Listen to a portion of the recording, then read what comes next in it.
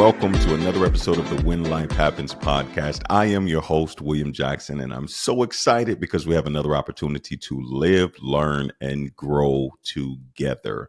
And can you believe it? Once again, we are in another month. We are already in the fourth month of 2024. And I don't know about you, but January, February, March, it has already felt like a complete year cycle that we've endured or experienced life in such an incredible way. We're talking about when life happens.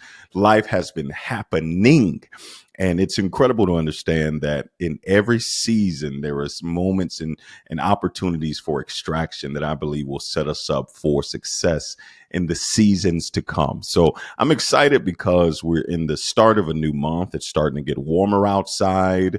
And this is when everything starts to flourish. It's a beautiful time of the year because plants are growing, flowers are growing, trees are starting to bloom in such an incredible way. And you start to feel the excitement in the air. All of the people who live in cold weather cities have been dying for these months because now we get to come outside. We get to enjoy the weather. We don't have to be stuck inside with gray, gloomy, snowy weather. And it's just a fun time of the year. It's a fun time of the year. It's always, it's special when you start to see things progressing and moving, because I think that's a lot of our issue in life is that we go through life and we experience certain seasons. And when you can't see things changing, when you can't see things progressing, when you can't be in a space where you see growth, it starts to create a level of frustration and almost a level of anxiety, if we're being honest. The longer you sit in a situation, the more prone you are to start allowing negative feelings to take over because you can't see the light at the end of the tunnel. What do you do when you're going through these dark seasons, when you can't see the way out, when you are trapped in a space and you're trying to figure out your way? How do you maneuver in those seasons when you can't see? That's one of the most critical moments in life, is when you're trying to navigate through the darkness. And how do you do that when there are so many things that are pulling at you? How do you navigate the darkness when there are so many things that are trying to get your attention, so many things that are trying to vie for dominance in your mind and in your heart? How do you get to that place where you say, you know what, I need to focus in so that I can get to the exit? Because once I'm trapped in a dark space and I don't know what I'm doing and I don't know where I'm going, I have the tendency to mess things up and then cause more damage that I'll have to pay for later. But how do you navigate that space, time, and season when you're in a dark moment and you're trying to find your way? Because some of us have been going through life for a while, emotionally dark. Some of us have been going in places and spaces or traveling through seasons where we're mentally dark. Have you ever been in that space where you've just had a mental fog? And it seems like that you can't create. I'll be very, very, very honest. It's very difficult for a creative to be in a space where you don't have the capacity to create. When you're in a space where you know that you've operated in your creative genius and you know your flow, and no matter how hard you try, you can't get to that creative flow. Oh, it is one of the most frustrating things in the world for a creative. And oftentimes it's the same level of frustration, even if you're not a creative, but you know what you do well. When you're no longer able to do what you do well in a high level or at a high capacity, that's when all of those emotions start to go dark. All the mental fortitude that we have, it lasts for a season. But then when you hit to that place or you hit that space where now things go dark and you're trying to navigate that space, that's when things get most critical. And I find that the reason why sometimes we venture or slide into these dark spaces is because we lose focus. Imagine driving down the street and there is one light at the end of the street and everything else around you is dark. And you're driving, and as long as you're focusing on the light, you know exactly which way to go. But then you hear something or you see something or you sense something happening around you. And then you start to make adjustments according to what you see, what you hear, and what you sense. It's like, for instance, I don't know if you've ever done this as a child. It's something that kicks in. It's that fight or flight mode when you're downstairs and you're cutting off all the lights and you happen to be the last one downstairs and you cut off the light and it's pitch black and you try your hardest or the fastest that you can run to get up the steps, because now, even though you know there's nobody else in this house, something kicks in when you are downstairs in the dark and you cut the light off. Oh, you take off up those stairs. You just believe that something is going to reach out and grab you by the arm and pull you back into the darkness.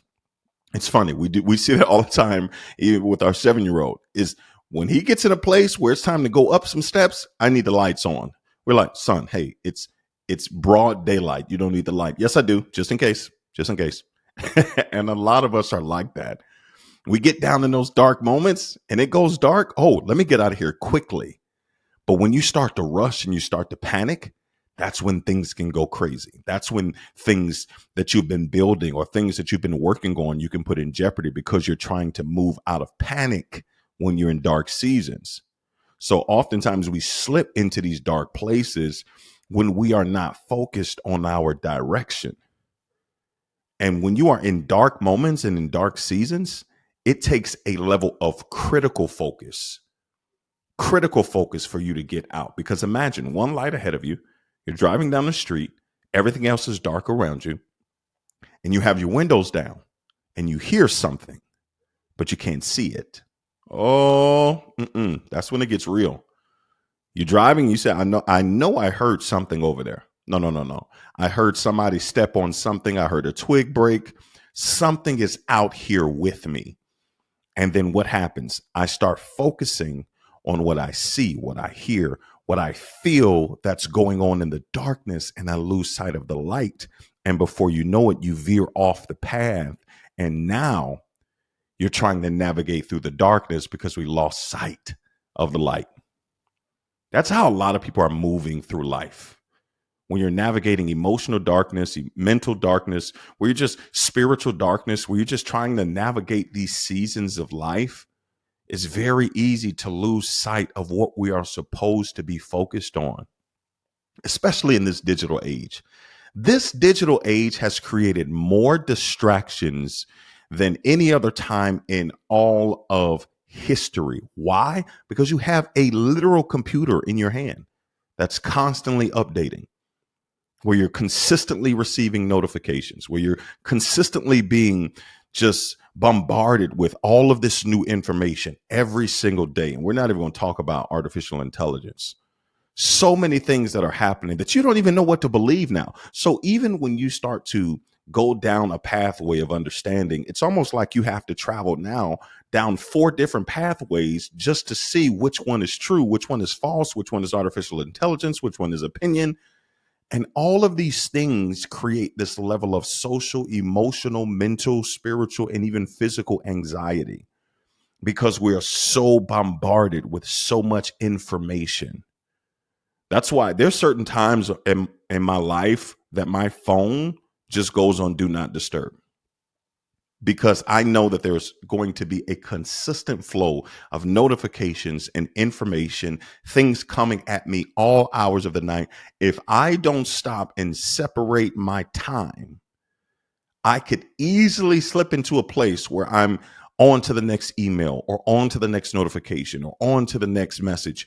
And if you don't protect your focus in the dark seasons, you won't know how to navigate when you step into the seasons where things start to illuminate, where things start to start rolling for you, and things start to maneuver in a way where you start to experience success. Because the darkness is oftentimes looked at as a negative thing, but there is a beauty that happens in the darkness. It gives you opportunity to prepare. When you're focused on one specific area in the dark, it heightens your vision. Have you ever noticed when you're in dark rooms or dark spaces, your senses begin to heighten? Like if you can't see, it seems like all of a sudden now you have super bionic ears and now you can hear everything. What was that? I heard that. Did you hear that? Did you hear that? I have, I would consider pretty decent hearing. And I'm always hearing things from afar off. And I'm asking my wife, hey, did you hear that? Is somebody singing? Hey, did you hear somebody breathe hard? She'd be like, what are you talking about? Because I'm always consistently aware or trying to be aware of my surroundings. And it's one of those things that if you are not focused and you don't have a plan in place to solidify your focus, you will veer off the path because of everything that's coming at you in this day and age. So that's what we're talking about today. We're talking about how to protect your focus, how to be in a space where you can be critically focused on where you're headed and eliminating the distractions in your life. Because if we are not careful, we will look up 5, 10, 15 years from now and be still standing in the same place because we were so consumed with all of the distractions and all of the information that consistently is at our disposal. So that's what we're talking about. We're talking about at times in life that you need to be strategic about going on do not disturb. What are your protected moments? What are the spaces where nothing has access except for emergencies? Do you have a place in your life, a space and time where you are strategically setting out time to develop, to get stronger, to pray, to work on strategic things, to invest in yourself, to spend time with your family? What are your protected moments? Because so many of the things that created a lifestyle and a culture in what is considered the old days or our past is having limited access to people. You couldn't just pick up a phone and send someone a text message. You had to go get that one phone that was in the kitchen with that extra long cord.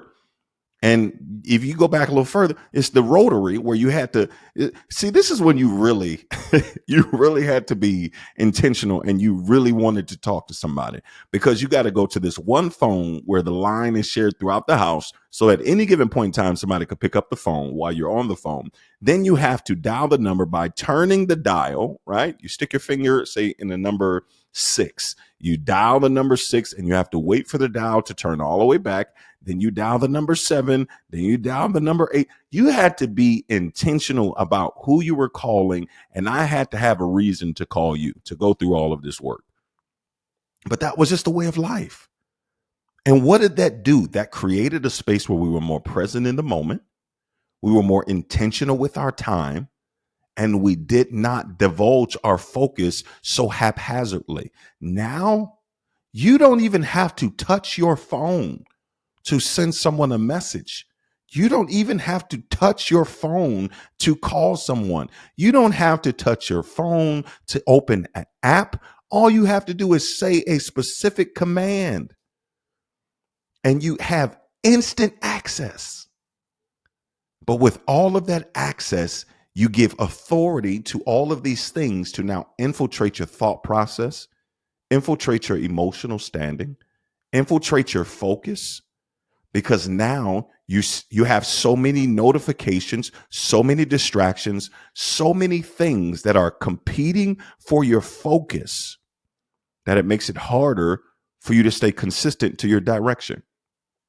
When you just stop and think at this moment, when you stop and think about all of the things that have access to you, all of the people who have access to you, when I stop and think about my life right now currently, I start to think about the fact that I have multiple social media apps on my phone that I'm constantly either posting or promoting or connecting with people on. I have multiple emails that are connected on multiple different platforms, from business to coaching, development to ministry. I have multiple contacts in my phone that I am consistently connecting with, multiple people. I have multiple apps on my phone that consistently draw my attention. There are so many things that are competing for my mental focus. So I have to be intentional at saying at some times I'm unreachable. You should have strategic times in your life where you are unreachable, where people know after a certain time, it doesn't even make any sense to reach out to them because they're not going to respond because this is their protected time. Can I be very honest with you? So many people have lost their intimate connections with their families is because they've allowed everything access to every moment that they have with their family. Everything has access to dinner at the table. Everything has access to movie nights. Everything has access to dates. Everything has access to all of our time. And we lose the essence of why we were setting aside time in the first place. What are your protected moments? Because if you can't protect your moments, you won't be able to protect your focus. If you can't protect your moments, you won't be able to protect your focus because everything happens in a moment. And if you don't allow yourself to establish parameters to say, in this time, I'm going to completely focus. There are so many people who have unfinished dreams. I can't tell you how many years I have and had been working on projects that were just half complete. I started it, great idea. I knew that this was going to be a game changer in my life. And I knew that these were awesome ideas. And I knew that these were things that I needed to do and create, but I didn't set aside time. Where I didn't protect the time to say, you know what, I'm going to dedicate this time to this. How many unfinished projects, how many unwritten books, how many incomplete areas or dreams or goals or your destiny or your purpose. We are traveling through life with so many fragmented experiences because we have an inability to go on do not disturb, because there are so many things that are competing for your focus. It's very easy to start focusing on the darkness and lose sight of the light. It's very easy to slip into a place where now you become overly consumed with everything that's happening around you, that you lose sight of what's happening right here inside of you and the things that directly impact your life. It is very easy to slip into a place of unconscious comparison. It's very easy.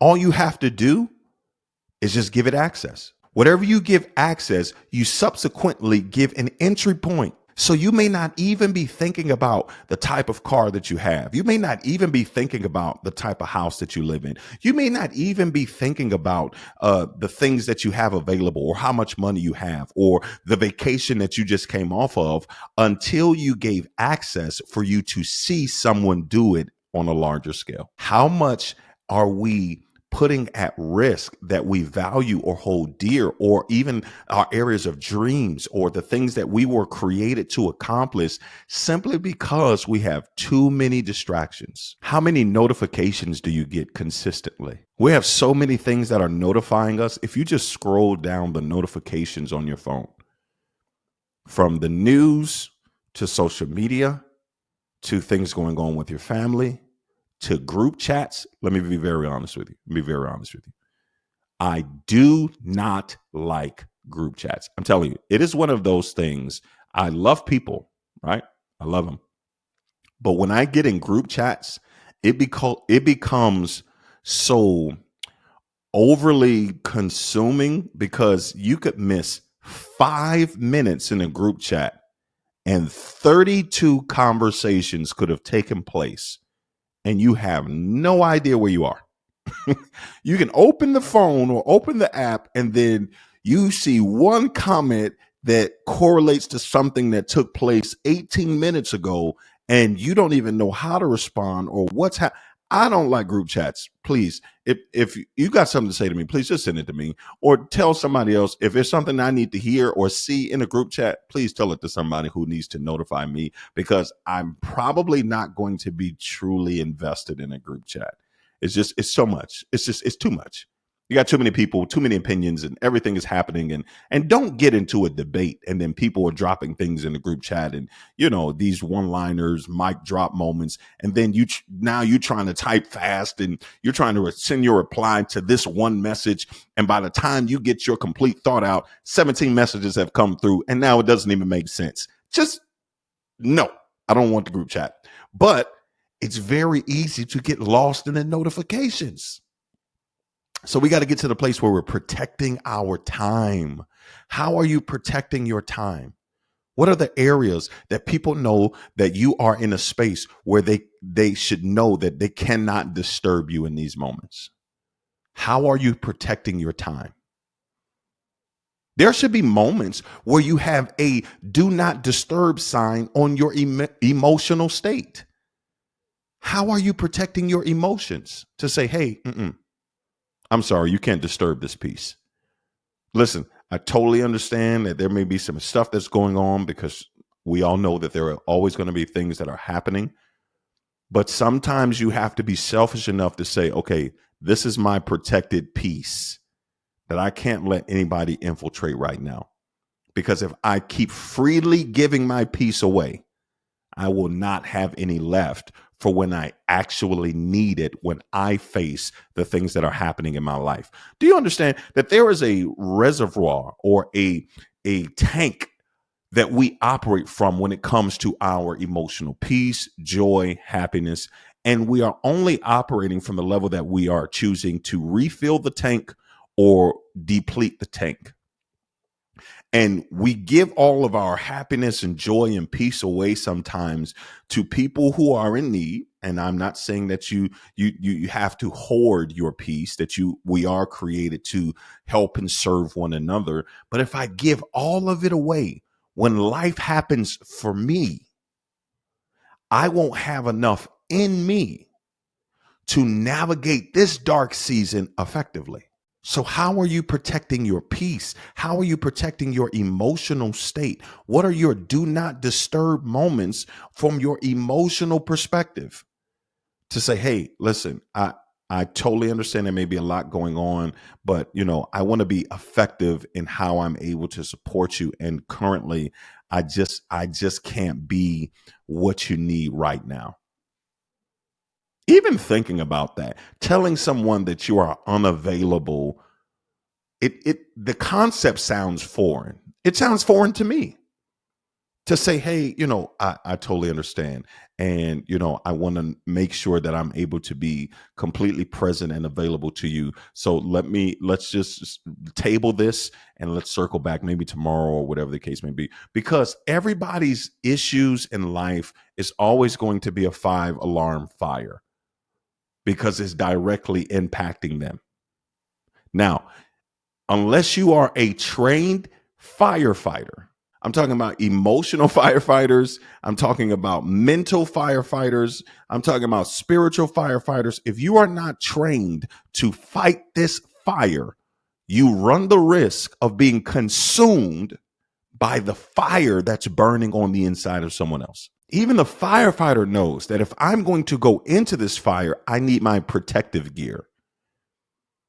I need to make sure that my head is covered, that my body is covered, that my heart is covered, that my mind is covered. I need to be at a place where I'm whole enough to be able to support you without me leaving out broken and fragmented. If I'm trying to support you in your brokenness and I myself am broken, then the only thing that we're doing is exchanging broken pieces. So you got to have a moment where you say, you know what? I have to be on a do not disturb, because if I keep allowing everyone access, I won't have enough left for me. So how are you protecting your time? How are you protecting your emotional state? And then how are you protecting your mental state? Mental health is one of those things that people just completely disregard, because if you're not in a complete state where you are having a mental breakdown, we think that we're okay. But so many things have infiltrated your mindset to create a space now where it's difficult for you to even focus because we don't have moments where we cannot be disturbed so that we can replenish our mental aptitude, so that we can replenish our mental perspective. How many times have you taken in life to replenish your perspective? Because there are so many things that try to alter your perspective. There are so many things that try to make you see things through the lens of your situation. And if you're not intentional, say, okay, let me just stop and have a moment where I can refresh my perspective, then you will continue to go down cycles and interacting with people through faulty perspectives. And faulty perspectives create inconsistencies in connection. Because I'm interacting with you, I'm looking at you, I'm engaging with you through a cracked lens. So if I take a moment to say, listen, these are my do not disturb hours where I'm intentionally pouring back into my mental health, listening to something that's going to make me get better, watching something that's going to ignite a level of passion within me, doing something, surrounding myself, changing my atmosphere and putting myself in areas that's going to help me to live at the highest level of my potential. If I'm not intentional, then I would just keep allowing access to all of the notifications, to all of the stories, to all of the troubles that people are having, to everyone else's issues, and then I won't have anything left for me. When you are navigating through every season of life, you have to be intentional to say, these are my do not disturb hours. When was the last time you just shut your phone off completely? Turned it off so that you can completely focus in on what you needed to get done. So many dreams, so many goals that you and I were created to build are going to take a crucial linear focus where I am completely focused on the things that I have to do. Because if I don't focus on what I have to do, the things that are happening around me will take control of everything that I have inside of me. And I will now be dispersed among things that have no significance in connection to what I was put on the earth to do. So we got to figure out, what are the areas where I can create moments where I cannot be disturbed to protect my peace, to protect my time, to protect my mental health, to protect my emotional health? What are the things that you won't allow access so that you can prioritize your focus? If the friends want to go out every single weekend and you have something inside of you that's been dying to be developed, if you don't stop and prioritize your focus and eliminate the distractions, then every time you look up and start thinking about the things that you were created to do, it will start to breed a level of regret because you missed an opportunity. And then when regret takes a hold of your heart, then it will start to breed guilt. And when you start feeling guilty about the fact that you were supposed to do this 5 years ago, it will only push you further away from the desire to even jump back into it, because now so much time has passed. And now you're in a space where you're saying, okay, I know I was supposed to do that 5 years ago and I didn't do it. So now I regret the fact that I spent all of my time focusing on everything else around me. And now I feel guilty because I saw something that ignited something in me that reminded me that if I would have done this. Have you ever been in that space where you had an idea, a genuine idea, and then you didn't do anything with it, and you look up 3 years later and someone did the exact thing that you had in mind? I've done that, and I'm telling you, it's one of those things that you kick yourself hard and you're like, man, I wish I would have done that. But if you're not careful and you don't know how to navigate that space, then guilt to kick in. And then now you'll say, well, because I didn't do that, then now you start losing your fervor or your desire to do anything else. So you got to be in a space where I'm protecting my mental space. I'm protecting my emotional space. I'm protecting my time. I'm protecting my interactions. We don't have phones at our dinner table. We set them aside. Why? Because this is a protected space. This is where we come to break bread. This is where we come to talk, to laugh, to connect with one another. And every time we allow something into that space, it alters our ability to connect. So many relationships have been altered because there's so many influences.